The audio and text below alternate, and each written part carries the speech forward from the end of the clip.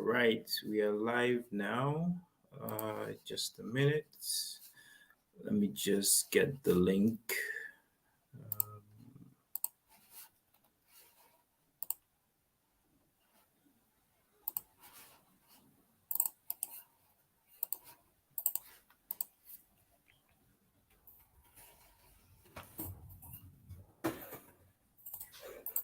Let me just share on Twitter. Let me just share on Twitter. Let me just share on Twitter. Let me just share on Twitter. It's still echoing, like it says that same thing over and over and over. Why? It's still echoing, like it says that same thing over and over and over. Why? All right. It should have stopped by now. Hello? Yeah, I can hear you now. It's better now, right? Yeah, that's fine. All right, I think what happens is if you open the YouTube channel while streaming, it starts echoing. So I had to shut it down and just focus on this one. So are you live on YouTube then? Yes, I'm live on YouTube. One person is watching at the moment. So maybe we can give like 2 minutes before we kick off. Okay, that's fine. Like 2 minutes. Let's see.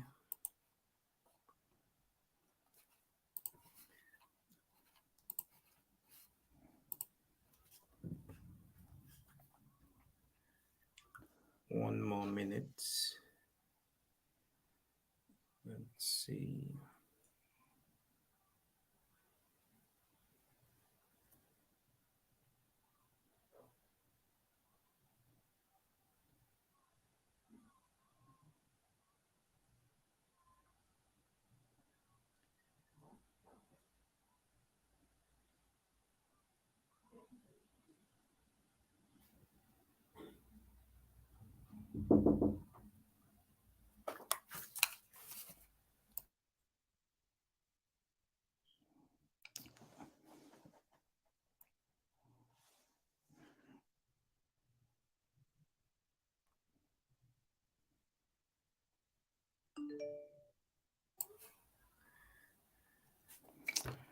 You know what? You need to subscribe to my channel on YouTube. Then I subscribe to yours so we can link it up. Let me see. So your channel is Ron. Is it Ron? Yes, behind the scenes in health. Actually, 2 channels. So let's see.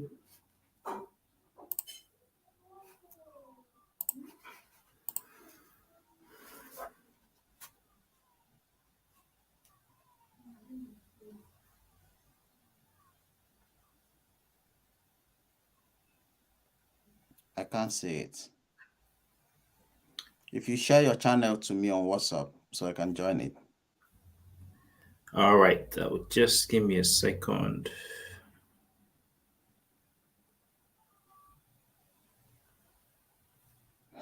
And if people are watching, then we need to start so that they don't get bored. Yeah, just a minute. Done.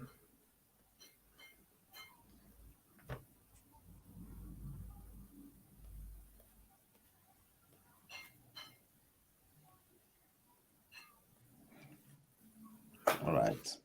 All right, I guess we can just kick off. So, Good evening, everybody. If you're watching, welcome to All right, I guess we can just keep this evening's session with Dr. Pepple. We'll just be talking about life as a GP, how he came to be where he is at the moment.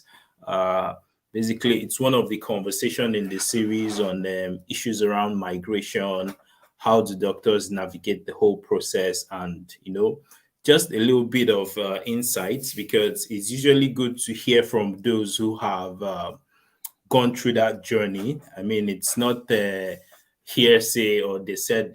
I mean, that's why I brought him here to come and share with us the story.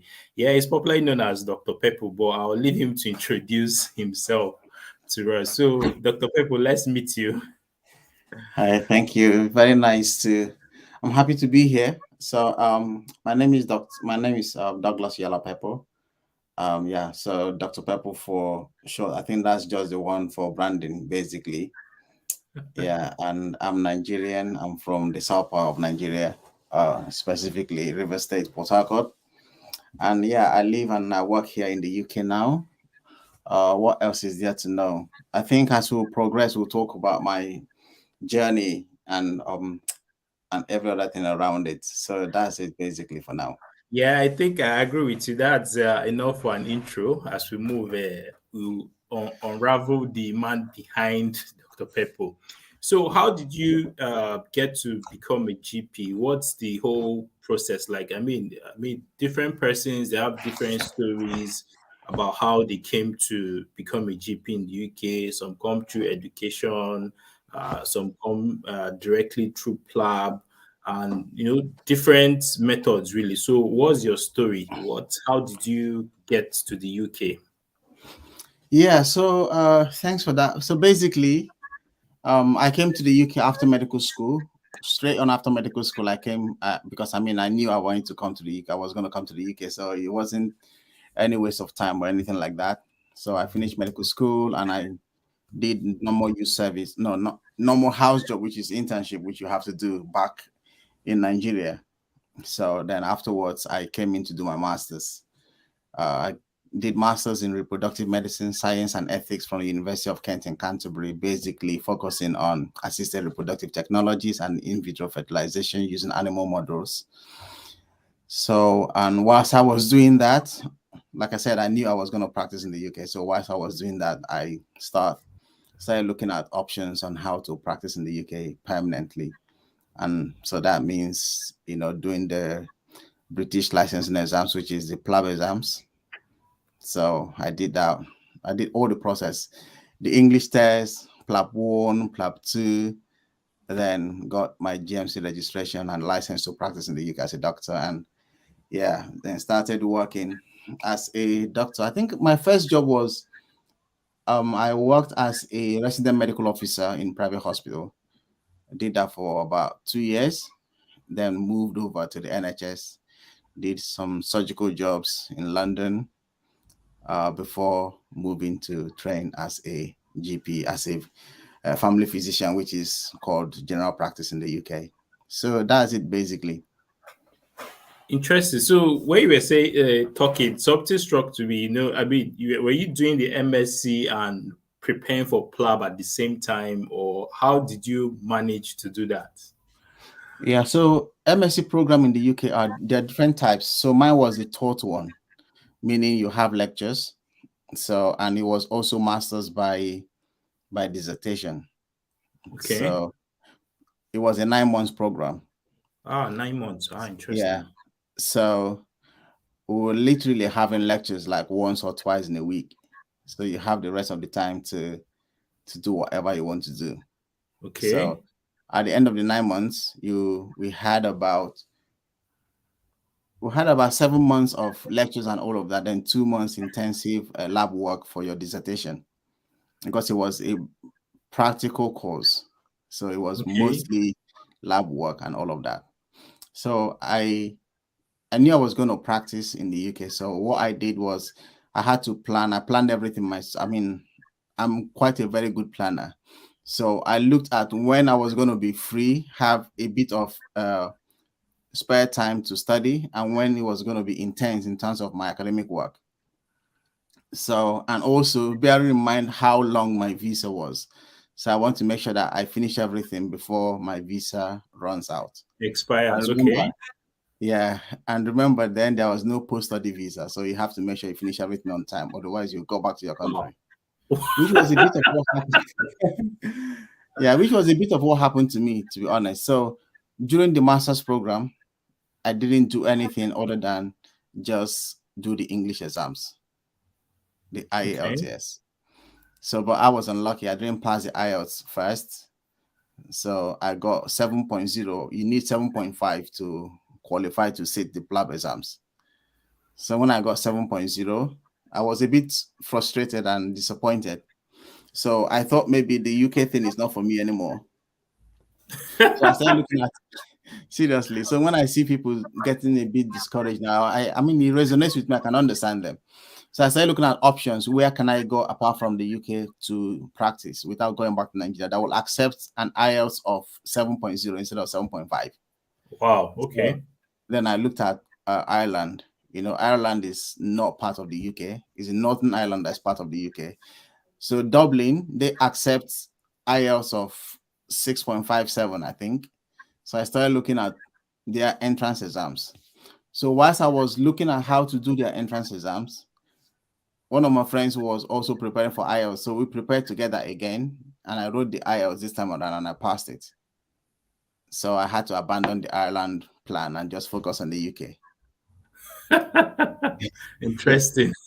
Yeah. So after the IELTS, then it was time for dissertation. So I didn't bother about preparing for PLAB or anything. So I had to focus on getting a good grade for my master's. Okay. Yeah. So immediately after my dissertation, then I registered for PLAB 1, started attending lectures. I was preparing alongside one of my friends as well. So we had very tight schedule on practicing and all of that. I did a video on YouTube on how I prepared for PLAB 1 in 3 weeks. Yes, I'm still going to come to that. Yeah, and that was it. So we did that in 3 weeks, passed PLAB 1, registered for PLAB 2, passed PLAB 2, and the rest is history. That's it. So I did them alongside the masters in a way. So I did the lighter part where it wasn't going to be stressful during the masters. And after the masters, since I still had about 6-7 months on my visa, then I had to focus on the whole PLAB journey afterwards. Okay. So in terms of planning, you said you're a very good planner, but I mean, I'm trying to imagine the difficulty of, trying to read for PLAB and, worrying about your dissertation or your schools, because I know in the UK, the MSc is pretty intense. I mean, though it varies from school to school, but how were you really able to, break that down? Yeah, it's really intense. I think what happened also was, for me, I didn't have the problem of, or the extra, should I say, pressure of working. So I wasn't working. So I wasn't doing student's job, which I Interesting. actually regret. I regret I Why? should have. Yeah, because that's like some extra money I should have done, because I was getting money from home, everything all paid for from home. So I didn't see the need to work. So I was Okay. concentrating on just doing my master's and doing these exams. So, but it was after my master's, like after the dissertation, then I realized that, okay, I think I also didn't know that you could actually work. I knew you could work, but I was with a circle of friends who were not interested in work. Okay. So that influenced me a lot. But later, why I say I regret it is later when I saw people who actually worked and how much they made, and they were still able to go and they were still able to go through school very smoothly. So I was like, come on, man, I should have done this. But yeah, so that is it. And lectures was just twice a week. Okay. So you have a whole twice physical lectures. The rest of the time is either you're doing assignments or you're doing paperwork or you're doing lab work. And some assignments and presentations will take you about 1,000, 2,000 words. So it was busy and quite intense as well, even though we're not actually going for lectures every day. Yeah. So the assignments kept you really busy anyway. Yeah. And you know what? What also happened was, because I was doing something very, very different from what I've always known. Yeah, being a doctor, coming to do biomedical sciences, because it was purely molecular biology, purely biotechnology and laboratory work, which is what I haven't ever done before. So It first was a of all, I had different to ball go game. back. No, yeah. So I had to go back to even read about molecular biology very well to understand the basis of DNA, sequencing and all those sort of hereditary patterns, core molecular biology, which is what you don't get to know in medical school. That's not part of your curriculum, you know. So, and why it was challenging is because there are people in your class who have degree in molecular biology. Wow. Who have first degree in this. Some of them even have masters in that subject, and nobody waits for you. So you come to class, lecturer just mentioned something, they already know what the lecturer is talking about. You don't have any idea. So you have to go back, read and read and read until you understand, until you get to the point of even understanding what they already know before you start building on it. So it was pretty difficult. It was hard.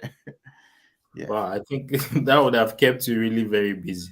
I mean, Yeah. it's not easy, dabbling into a new terrain that, uncharted waters before, and trying to get the hang of it.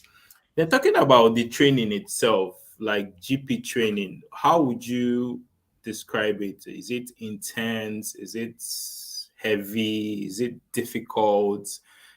Judging from what we have here in Nigeria, I mean, it might be a different ballgame, but what's your experience like? Yeah, so first of all, I just want to clarify things. So many Nigerians, when you finish medical school in Nigeria, before you start residency, so you probably pick up job as a resident officer or medical officer or something like that. Yeah. And most people just call them GPs, which is Okay. actually what they are, right? But Yeah. in the UK, GP is different. GP is family medicine. So it's actually a specialty. Specialty, Because yeah. even today on Twitter, I was having a conversation with someone who said he wants to become a surgeon in the UK. I said, okay, so what do you do right now? He's in Nigeria. He said he's a GP. I said, oh, so that means you've gone through under postgraduate training already. He said, no. I said, oh, okay, so you're not a GP yet. So Like the first of all, you medical need to, officer. yeah, so he's a medical officer. So that's the context. So basically, general practice is family medicine. In America, is family practice. So the training is for 3 years, but I hear they're trying to move it to 4 years. Although you have the integrated general practice training, which is 4 years, which is even 5 years. So you're doing training, and in addition to that, you're going towards fellowship. So Wow. you'll probably qualify after 3 years. Then you still have 2 years more to you, even though you're qualified and you're working, but you're still going through training program to get your fellowship. But yeah, but if you're doing the normal 3 years training, it is intense. It is difficult because imagine 3 years you're going to go through different rotations and you have to do 2 exams within 3 years. Obviously, you're not allowed to do any of the exams in your first year of training. So that means you have 2 exams to do in 2 years. Wow. Meaning 1 exam every year.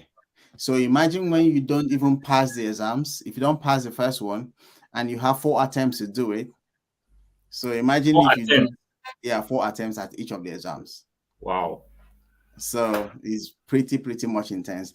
And it's not just exams you're doing. So there are 4 elements that qualify you to be a GP, to get your CCT, which is a certificate of completion of training. So one is your work-based assessment. You need to do your e-portfolio. You need to do the exams, and you need to do your VTS. VTS is a vocational training scheme, which is the weekly meetings that GP trainees have with their trainers. So you need to meet up all these things together every year before you get your ARCP, which is what progresses moves you to your next year of training. So it's like an assessment, that you finish and they say, okay, we're happy with you. Then you move from that assessment for that year. You are marked to be satisfactory. Then you move to the second year. The same thing happens after the second year. You move to the third year. And after the third year, you get your final ARCP outcome. Then you now get your CCT. So it's pretty much intense, like from the beginning to the end. But some people probably get buried in the work, which is just a component of the whole training. The work meaning service delivery, attending to patients, coming to work every day. You can get buried in that because that's actually how you learn the craft. That's actually how you develop your skills. So, but you can get buried in that and forget that that alone is not going to progress you to become a GP. So you got other parts of the training to also focus and concentrate on. So the earlier you understand the different parts, the different roles that all these parts play to eventually get you to finish your training on time and start giving appropriate time and attention to each of them, the better. Otherwise, one part will suffer. For instance, you might be doing well as a GP trainee, doing all your work-based assessment, attending ward rounds, doing your presentations, doing your log entries, your e-portfolio, and you haven't passed your exams. Yeah. So if you don't pass, you have to apply for extension. So that keeps lengthening your program because some people can be in the training for up to 4 or 5 years, and it will get to a point where they feel like you've not made the necessary progression or progress, and you might have to either get out of training or be pushed out of training, basically. So they can actually chase you out from the program. Yeah. You can be kicked out of the training. Wow. Yeah, because if you don't meet up with the requirements, you are literally like a burden to the dean or the college because you get paid, right? So let's say there's a budget for your training.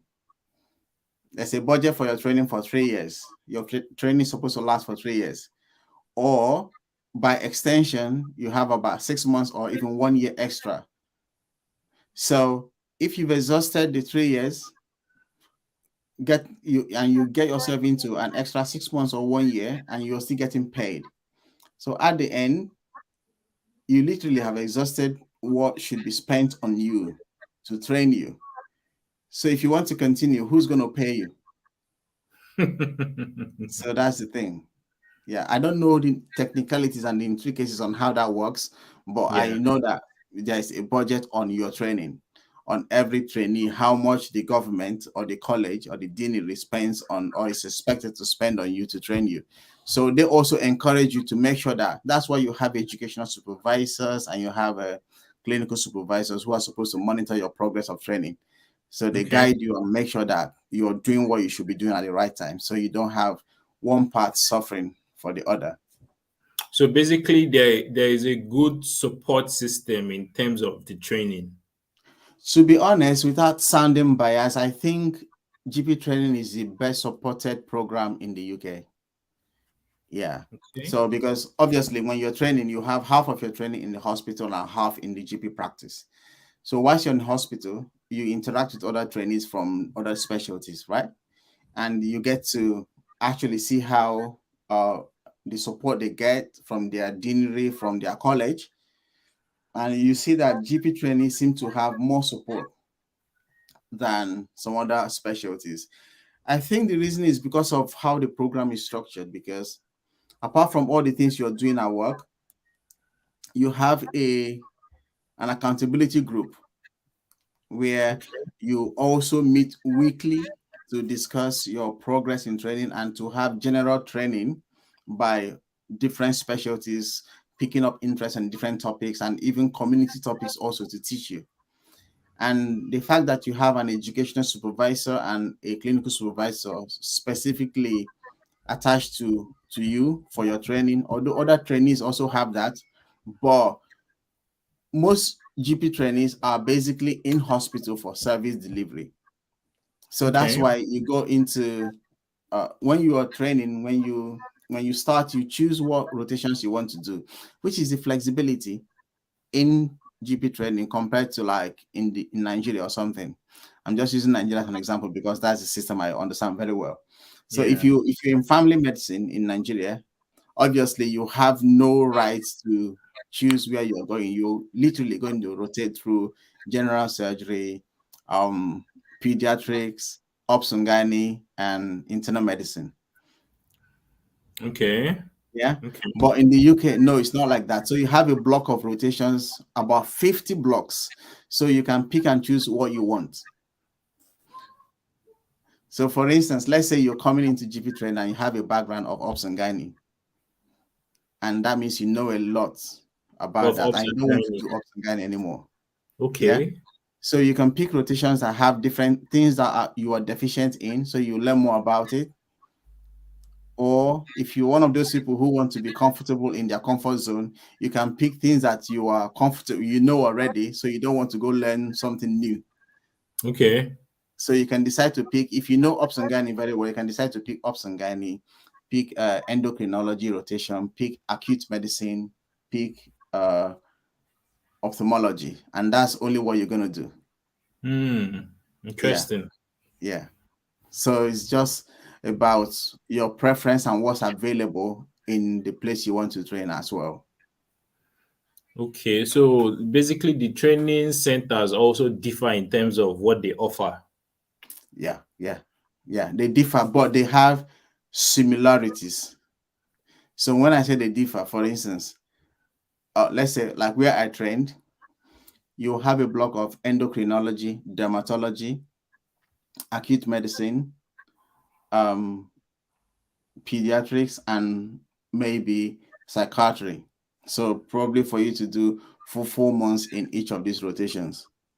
Okay. But in a sister hospital, you probably have endocrinology, respiratory, general medicine, and ops and gynae. So you see, there is no psychiatry in that box. Yeah. Then when you have psychiatry, you have psychiatry, you have ops and gynae, you have ENT, and something else. So sometimes it might not be, you might not have that leverage of having exactly what you're looking for. So you have to you have to arrive at a compromise. But every training program or every training centers have all the trainings, all the rotations, but they might not have it in the block that is the same as another sister hospital. Okay, is it possible for me to say, okay, probably I want to do endo, psychiatry, ops and gynae, maybe pediatrics, and for some reason pediatrics is somewhere else. Can I move to that other hospital to go and learn pediatrics? So there are two ways about it. One is, NHS hospitals have different smaller trusts that make up the big trust, right? Yeah. So like where I work or where I trained, you have in the east of England, you have 3 hospitals that make up the trust that are in the catchment area. So if you choose psychiatry to do, if you're doing like 18 months in a hospital, which is 6 months each, so you have psychiatry, ops and gynae, general medicine. Your psychiatry and ops and gynae might be in this city, and Okay. your general medicine will be in another city, Okay. which is still within the same area. So you spend 6 months here, 12 months here, go 6 months to another city to go do your training. Okay, but Yeah. still within the same catchment area. Yeah, within the same catchment area. That's one. But the other thing also I want to point out is, because obviously you're going to be working as a GP in the community. So if you haven't got any background at all in pediatrics apart from your internship here, right? And you're not comfortable because you see a lot of pediatric cases as a GP. Okay. And you want to look for a way to do pediatrics, especially if you haven't done it in the UK. What you can do is you can organize with your program director to say you want to do 2 weeks of pediatrics. So they will discuss with pediatrics department. So you can go over to pediatrics to do 2 weeks of your rotation there. Okay. Although it will not be in your proper training portfolio to say you went through pediatrics rotation. So that is just an arrangement that can happen just so you have an exposure to pediatrics. Pediatrics, yes. Or you can on your own during your annual leave do a tester week. Okay. Tester week is just going to spend 1 week in that unit and just learning more about the unit and the specialty. Or you can even spend some time attending their clinics alone. Or you can register for so many pediatric lessons and evening classes. So they have evening classes where specialist doctors in different fields have like either lunch or dinner classes, which is sort of mini conferences that trainees attend. So you can Are they register free? whenever Are they you can. free? Yeah, they're all free. Okay. Okay. Yeah, so you can just keep out looking out for the emails of when there is a pediatric teaching this weekend or this evening or whenever it is. Then make sure that if it's when you're going to work, you can book annual leave on that date so you attend it. But most times they happen in the evenings when you should be free to attend. So there's always a way to bridge the gap and to fill in your deficiencies, especially if you're very serious and hardworking. Okay. So keyword is hardworking. Yeah, hardworking. Hardworking. That's interesting. So after qualification, so what is life like a GP? So I heard GPs are chilling, they work at their own pace or their own hours and all of that. So how does it really work? Yeah. I think that's one of the perks of deciding to become a GP. So it's not like they are chilling. So that's a wrong impression. That's a wrong impression because this is for the masses. This is public. Yeah. So they are not really chilling, but it's just a sort of specialty that gives you that work-life balance because you can pick and choose what you want to do. Basically, for the fact that GPs don't do calls, they are not on calls, Okay. right? So I think that is the enticing part of the whole profession or the whole specialty, the whole training. When you finish, when you're training, you'll be on call whilst you are in the hospital. Remember, like if you're doing the 3 years GP training, half of it is in hospital, half of it is in the GP practice. So whilst you're in hospital, you're basically working like every other trainee. So if you're rotating through general medicine, you're literally going to work as a general medicine SHO registrar.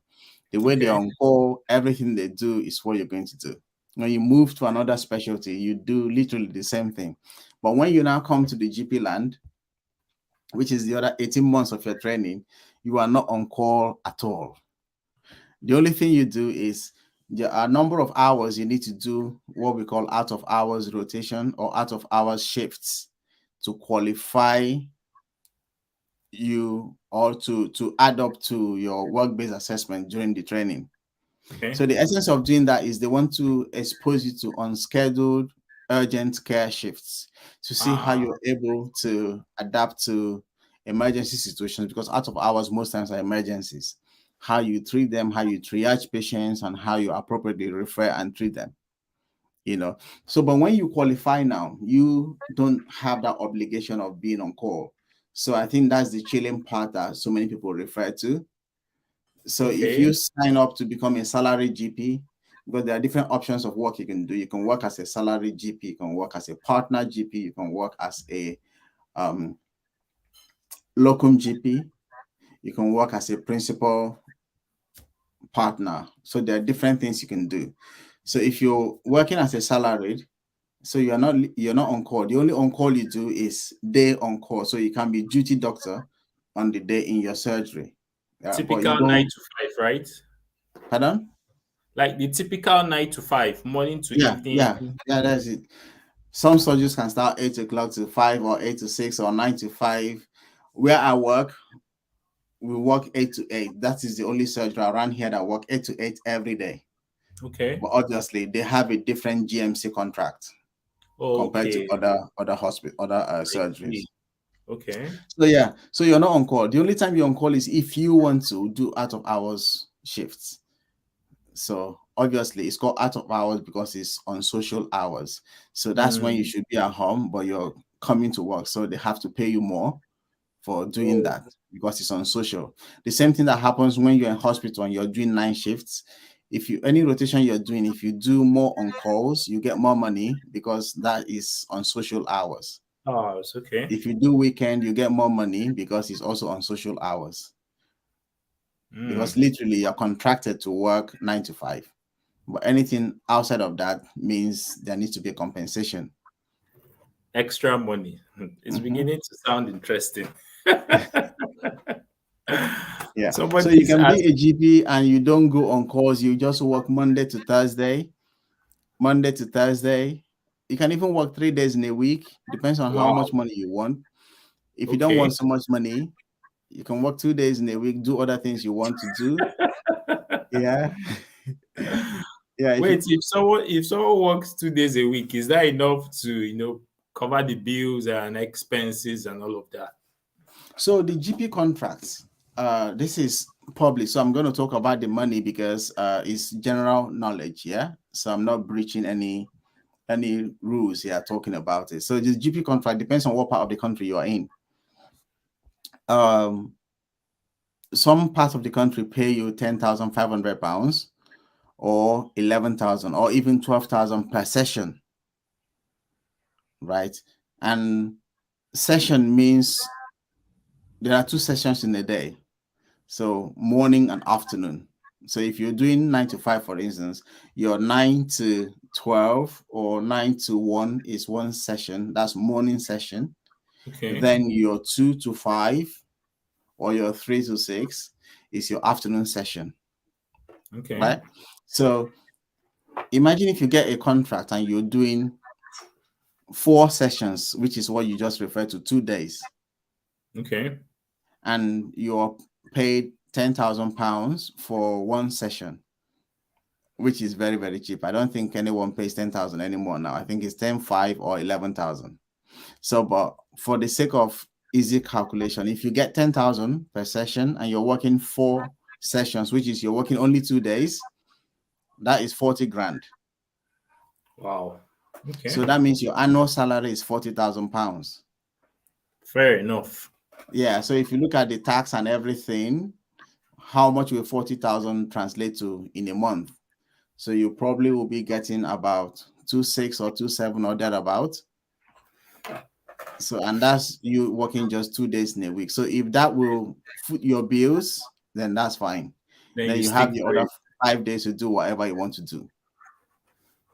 That sounds very cool, though. Now I want to be a GP. Yeah. Then so that's how it works. You mentioned fellowship. So what advantage does becoming a fellow give to you? I think it's just career progression. Yeah. There are so many specialties in the UK that when you finish the training, you are not a fellow, you are just a member, which is different from what happens in Nigeria and Africa. Okay. Yeah. Because in Nigeria, any specialty you're doing, when you do your part 1, you're a member. When you now finish your training, you're a fellow. Part 2, yeah, you become a fellow, yes. Yeah, when you finish part 2, you're not a fellow. But in the UK, so many specialties, you're not a fellow even after you finish your training. So you are all members. Apart from few anesthesia, you become a fellow whilst you're even before you finish, if you pass all your exams. A few of them, but general practice, general medicine, obs and gynae, general surgery, all of them, after your training, you're still a member. You're not a fellow yet. So there are 2 ways to become a fellow. One is 5 years post graduation or post CCT, 5 years after your training. Your colleagues can recommend you based on your clinical acumen and the work you've been doing and your community service, and say recommend you to the college for a fellowship. So you're now awarded fellowship. Some of them you probably have to go do fellowship program extra somewhere, or if that is offered within your college or within the country, you can do that. So now the GP training has incorporated another scheme where there's an integrated fellowship program into the training, so that when you run through the 5 years or 4 years, depends on whatever deanery you are in, I'm not quite sure now, but when you run through the program, at the end of the day, you get your fellowship. So not just membership alone, you get your fellowship. So the fellowship is good for, I think, career progression, basically. And some sort of authority, and also it shows you got more experience, so to say. So there are certain privileges that might be attached to it.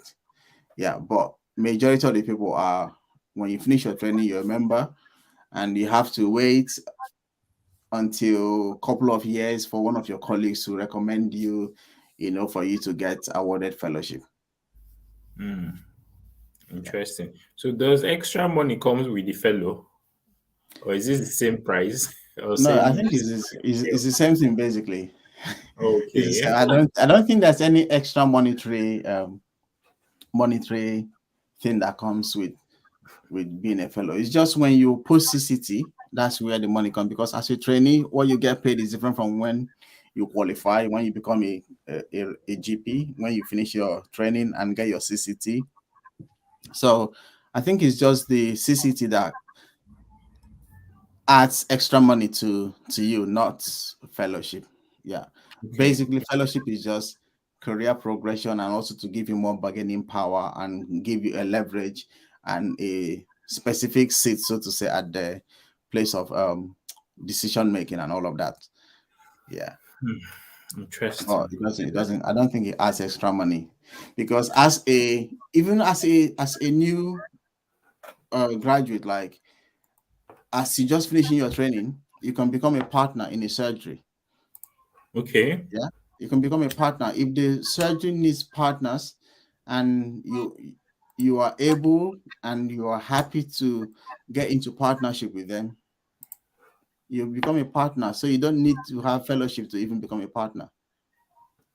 Yeah. Interesting. So that's more like leaning towards maybe like the business part of running a practice, the GP surgery, and all of Yeah. that. Yeah. Yeah. Partnership is part of owning the business, and it's a bit more complicated compared to other things. So, like if your salary, I explained earlier, when you have a salary contract, you just accept it and you run with it. So you know how much you're getting paid. So you're entitled to annual leave, sick leave, pay, and all those sort of things. But partnership is a bit different because you share in the profit and you share in the loss of the business. Ah, yeah. Yeah. Yeah, so because P&L. you're now you're now part of the running of the business. So you enjoy some privileges and you also bear the brunt of running the business. So if you run at a loss, so It you're part affects of decision making. Yeah, how this company needs to run, who will need to fire, who will need to employ, what what kind of contract do we want to operate on, how do we want our services to, how do we want to renovate our practice, what specialist programs do we want to run, because there are different contracts in the GP scheme. So there are GPs, there are practices and surgeries who just do only the essential duties. Some do enhanced duties and some do additional duties. Some other practices do specialized duties. So, for instance, obviously, you are taking care of chronically ill patients and acute cases, but which are just the normal essential duties of a practice.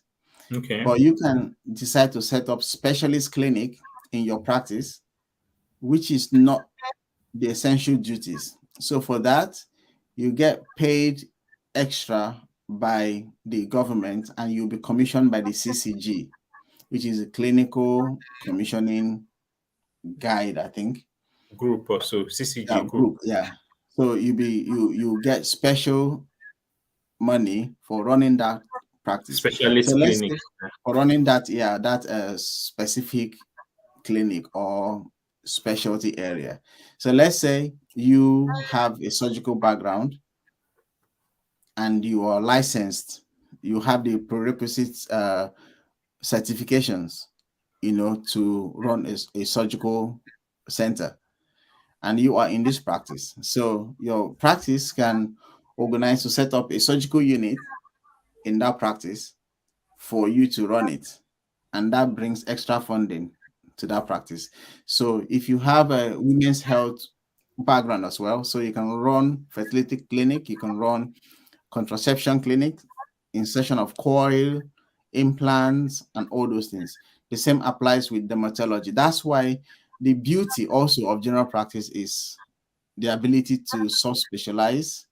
So you can do general practice with special interest, but now it's called general practice with extended role. So what Okay. that means is, for me, who have an obs and gynae background and reproductive medicine, fertility background, so Yeah. I can set up or discuss with my practice and say, look, let us set up a fertility clinic here. Okay. And we do that. So I am a GP with extended role in women's health. I So, see. so it means even though you originally wanted to be an obs and gynae and you change your mind, you don't want to do that, you want to be a GP, you still keep in touch with that part of your Pops passion. and gynae, yeah. Yeah. So you still do that. So that's how dermatology, occupational therapy, surgery, ENT, pediatrics, so different things. You can sub-specialize in any of those. But there are prerequisites, what you need to do to get extra training for you to be able to say you are a GP with special interest or extended role in that specialty. Some of them you need to do a diploma, or you need to write an exams, or you need to get membership of that College or that something. college. Yeah. So for instance, if you have MRCP, if you are into internal medicine, you have MRCP, and you are interested in diabetes or in hypertension or in heart failure, so you can be a GP with special interest in diabetes. So most of the complicated diabetes cases will be channeled towards you, or you have a special day you run diabetes clinic. Clinic. Yeah. Interesting. Somebody is saying here, he said, she's saying, please let him continue with the various positions he has addressed. Okay, he has addressed the salaried GP. There are three other capacities in which one could work according to him. So I Okay. presume that's after training. So once you become a GP, you can decide to become a salaried GP. I think you've talked about that one. Then you Mhm. mentioned I think becoming a partner GP. Yeah. So you can be a salary GP, you can be a locum GP, you can be a partner GP. Yeah. Okay. Okay. So let's say for instance, if you're a locum GP, for the person who asks this, I'm doing a YouTube video on the different types of GP work you can do. That would be So amazing. yeah, so for locum GPs, the advantage of I am a locum GP. I used to be salaried, but I couldn't cope with being a salaried because it didn't suit my lifestyle. That's not the reason why I wanted to go into GP training. I wanted GP training because I want flexibility. I want to have time for myself to run my business and to concentrate on clinical practice as well, and have other time to do other things that fuel my passion, right? So first of all, as a salary GP, as a locum GP, you're allowed to set up a private company, so you can work through your private company as supplier of labor, of clinical consulting labor to the practice you're working. So that means you get paid through your company. So that means at the end of the year, your company will have to declare their expenses and their income, and you pay tax on what is left out of that, in as much as you've got proof on what your expenses are. So I think Okay. that is one of the perks of being a locum GP. Locum And GP. Okay. also, as a locum GP, you actually don't have real admin responsibilities. So what that means is GPs don't just work, not even GPs alone. Many specialties don't just work to attend to patients alone. You attend to patients and you also have admin responsibilities. So you do letters, you do referrals, you do certain paper and documentations. But as a locum GP, you don't really have that because you don't own any patient in a practice. So you only come in to supply labor. Labor, and you don't own any patient. So if you are salaried, there are a number of patients. So if your surgery has 36,000 patients, for instance, you might be allocated, let's say, 5,000 patients. So these are your patients, for Ah, instance. I see. So your name will be on their registration. When they register, your name will be on their registration. Like, this is your doctor. Doctor. So you know Yeah. this is your doctor. So that means when you do blood tests, you do investigations, you go to hospital, you're admitted, and you have discharge letters, they all come to your GP, who will have to action them, who will have to sign and say, oh, this blood result is not right, or blah, blah, blah. But it doesn't mean that if your doctor is not there, someone else will not do it. If it's an emergency, another GP will be assigned to do all of those. But for a locum GP, you don't have those responsibilities. So you just come, do your work, and give the best to the patient that has been put on your list on the day. Yeah, so if they want you to do some blood, to sign up blood test results and all of that, you can also do that. Depends on the agreement you already had with the practice when you were accepting the job.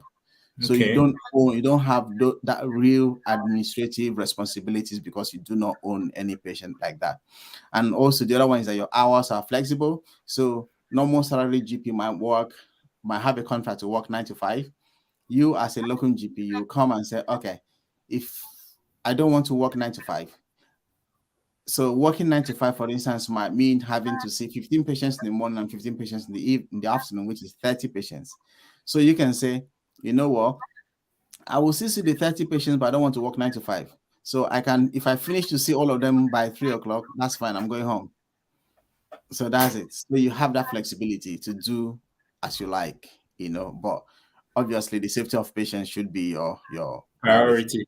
Yeah. Yes. And you also negotiate your rate. So I come and say, okay, so I want to be paid £100 per hour. I want to be paid £80 per hour. I want to be paid £20 per hour, whatever you decide.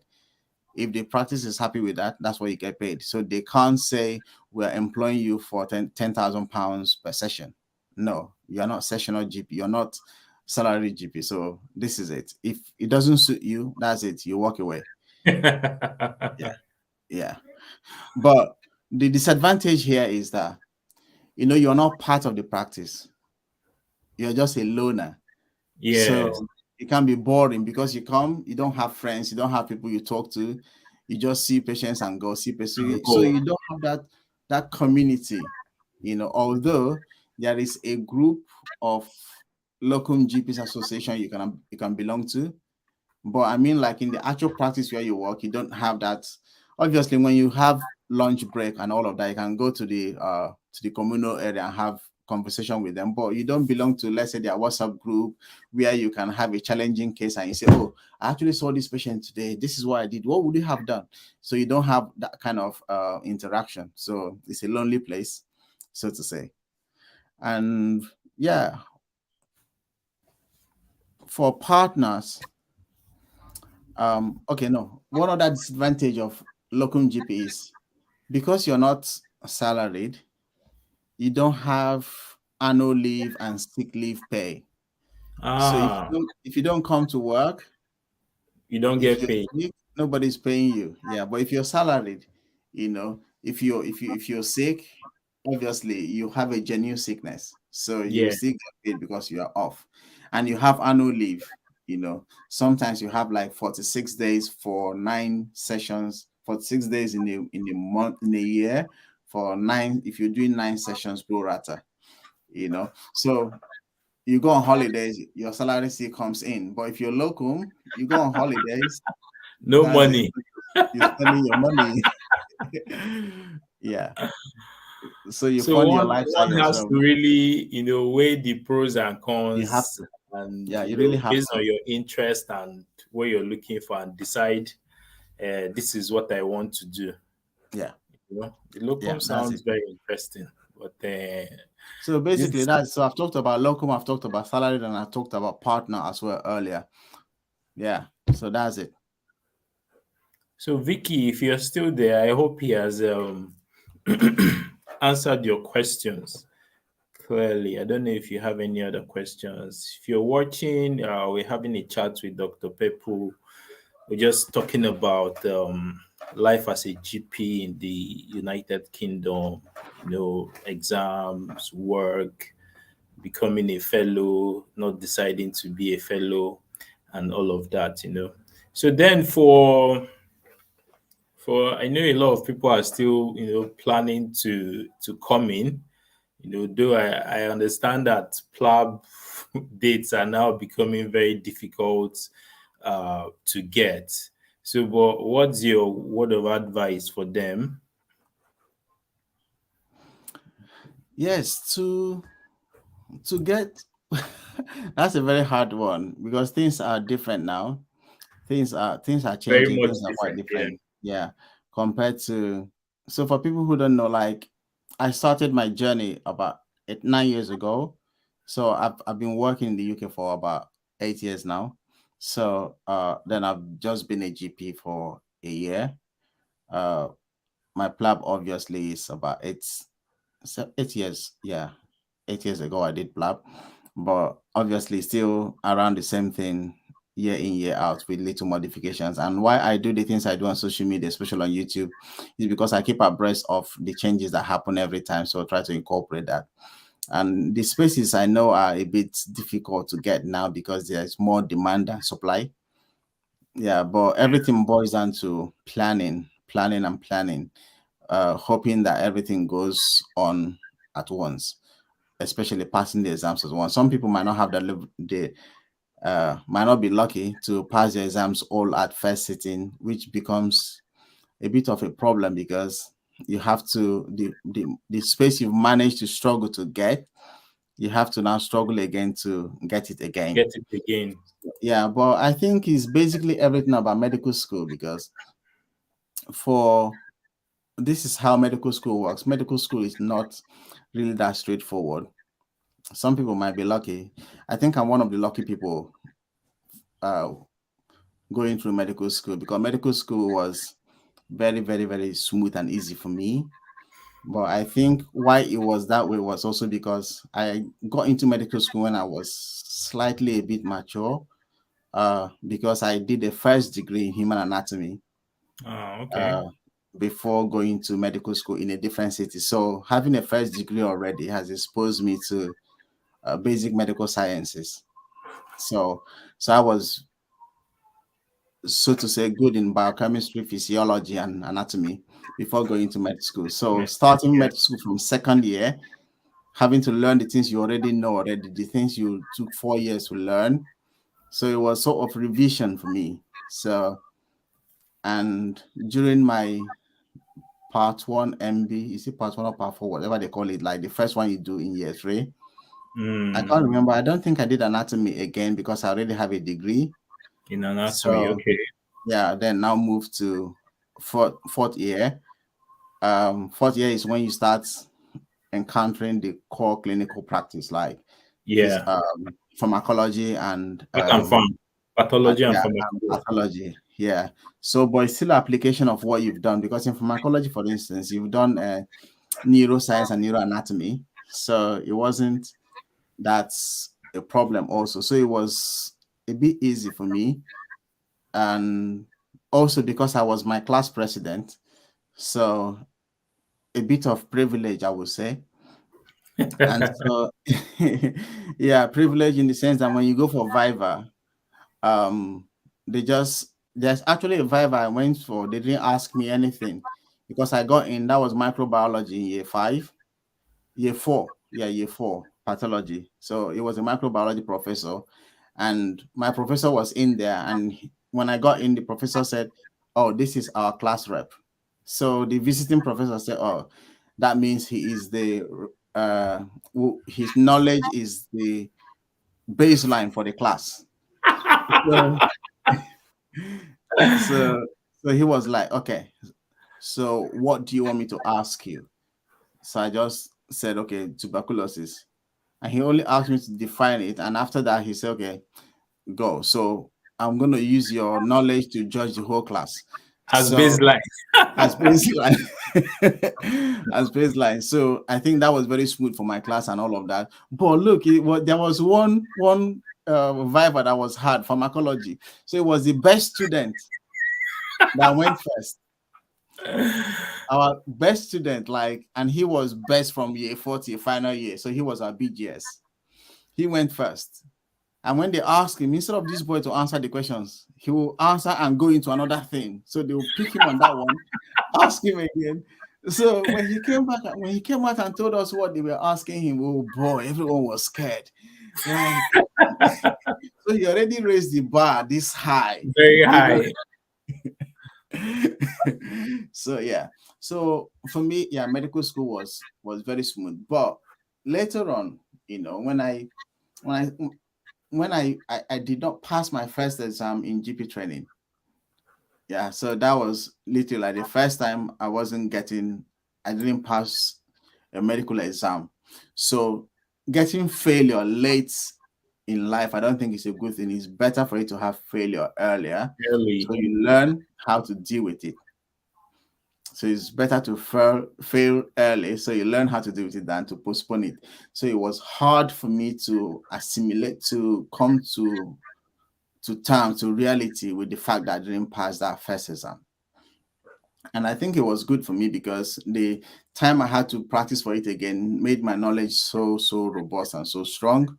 Yeah. And that's even why right now I teach trainees. I prepare them for the Exams. exams. Yeah, and it has enriched my knowledge and made me a better GP, I would say. So sometimes also failure prepares you for the future, gives you that advantage of being better. So I'm only saying that to say that because I didn't really understand what it means to, I mean, I understand, but I try to empathize with people who don't get things right. And but because I didn't really experience it and I finally did. So when I used to say, oh, medical school was easy, at some point I now realized that no, if you say that, people who did not have it easy will feel they are stupid. Yes. So they are not stupid, it's just that they didn't do some things right. So, but what I will always say to people is that the best time to get something right is the first time. So there is no need trying to do twice what you know you can do once. So if you can do it once, you better put in all your best and do it once. Yeah. So, and what you need to do something once is to get all the necessary knowledge, to get all the support, and make sure you understand the thing completely and fully so that you can do it once. So in preparing for PLAB, because the dates don't come that easily, and because also you might fail or you might have to do it again, you have to first of all plan very, very well. You need to put your plan in right perspective and also be realistic about your plans and your expectations and all of that, and just make provision for an alternative so that if things Yeah. don't go this way, yeah, then this is something else that you would do. But Plan B. having a structure and a plan on how you want to go about it is also very, very good. So that even if it doesn't fall in that way, you know that, okay, at least you're going somewhere. And what I tell people these days is, obviously, if you're planning to practice in the UK,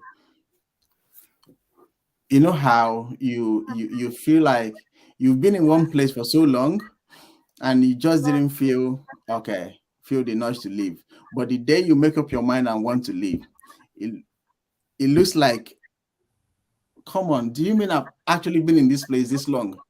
Like if you get very, very dissatisfied with everything around that place, that's because there's need for your capacity to increase. That's why, because you need to push forward, you need to go higher, or you need to leave that place, which is actually a good way to prompt you to do something different. But at the same time, you need to make sure you get it right.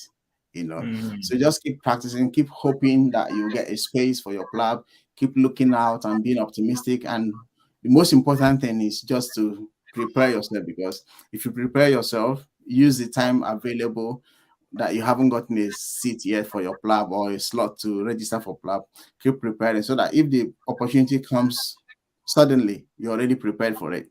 And that's the Yeah. way to start. Because there are patterns, there are ways to go about the exams, and even doing it at first sitting and passing it. It's all about information.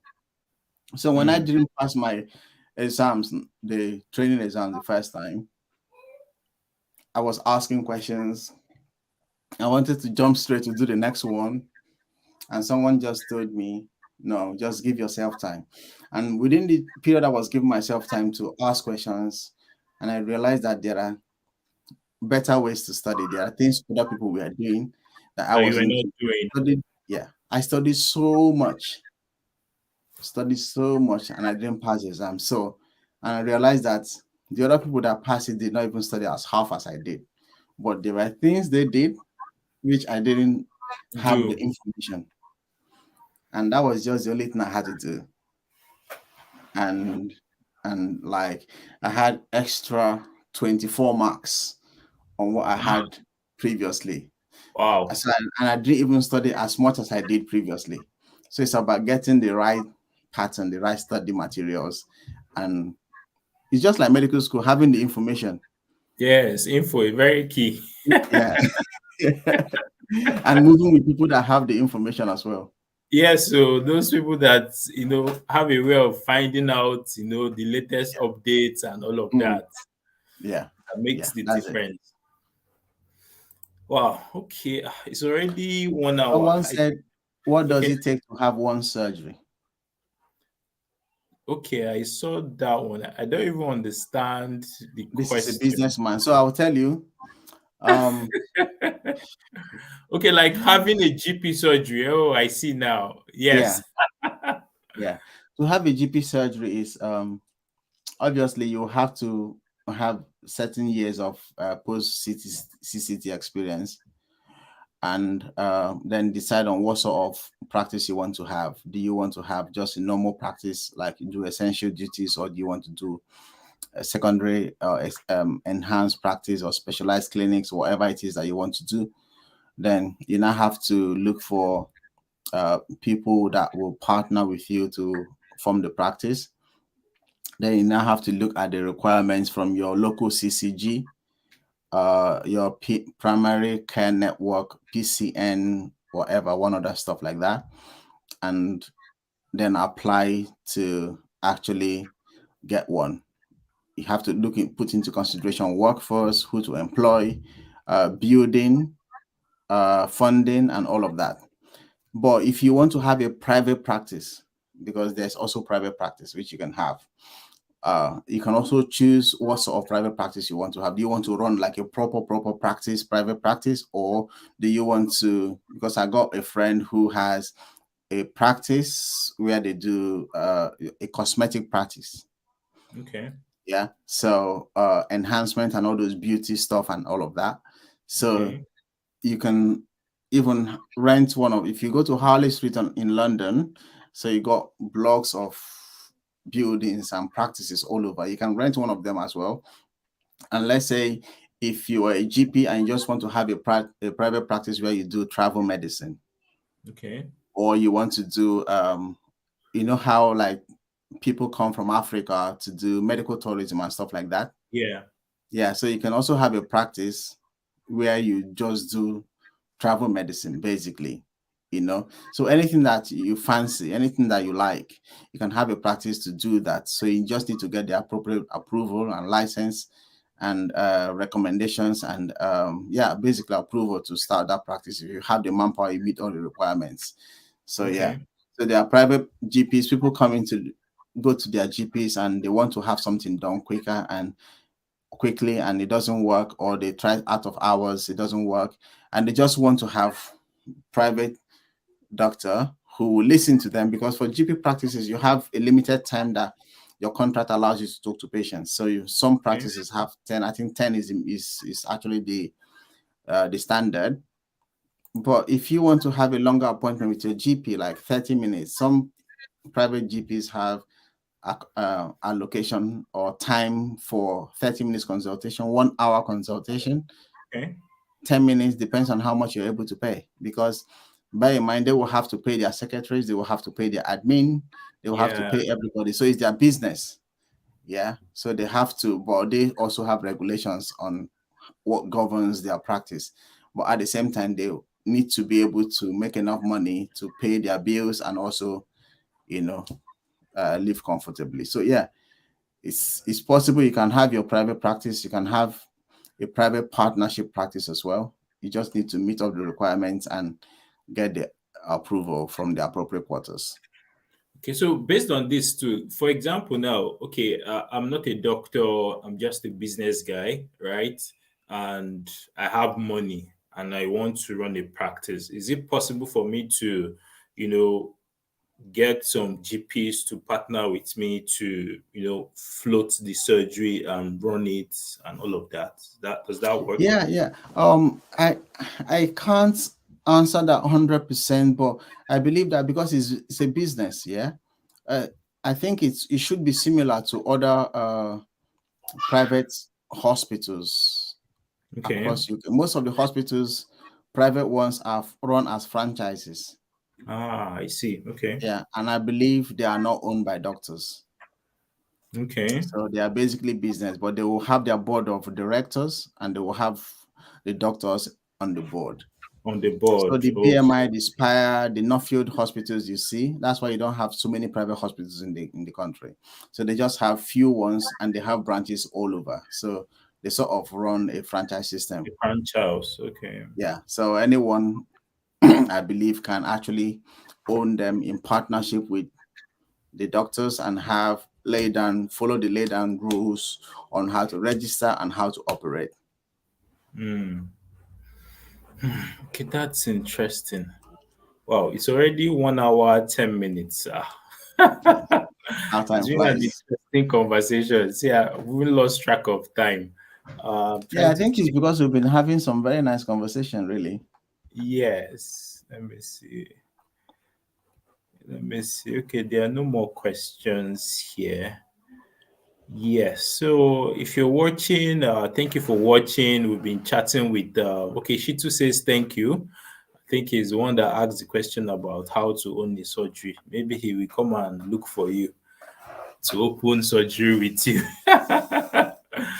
So Yeah. I'll be dropping the link to Dr. Pepple's channel because he basically does a lot of videos on how doctors can move over, what are the steps, how do you pass your exams, all of those relevant information that IMGs actually need to pass their exams and settle in properly in the UK. So I'll be dropping the link in my bio down there. Then it will also be good for you to subscribe so that whenever I think he mentioned he has a new video coming up soon, think about the various GP pathways. So it will be also good to subscribe to his channel so that once those videos pop up, you'll be the first to know. Then you can always also catch him on Twitter too. Also share his link there. I think your DMs are open, right, on Twitter. Yeah. It's Okay. open in as much as you're discussing something meaningful. Yeah. So please send him serious messages, not the one who say hi and disappear. So thank you once again, Dr. Pepple, for coming to share your journey with us. It's been a wonderful time talking to you, and I guess every other person that watched to also had a good time. If you also got questions, you can still drop it in the chat in the comment section, and we'll tackle them some other time, right? So with that, I say bye bye and thank you for watching. Yeah, and thank you for having me. So, guys, you can follow me on social media. All my handles are Dr. Pepple, and on Twitter, on Instagram as well, and on YouTube is Dr. Pepple's Hub. So I'll also share this video on my channel so you can have access to it and subscribe to Behind the Scenes Behind the scenes in health. Behind the Scene in Health as well. Yeah, good. Thank you, man. Thanks for having me. All right. Thank you, everybody. Bye. All right. Bye.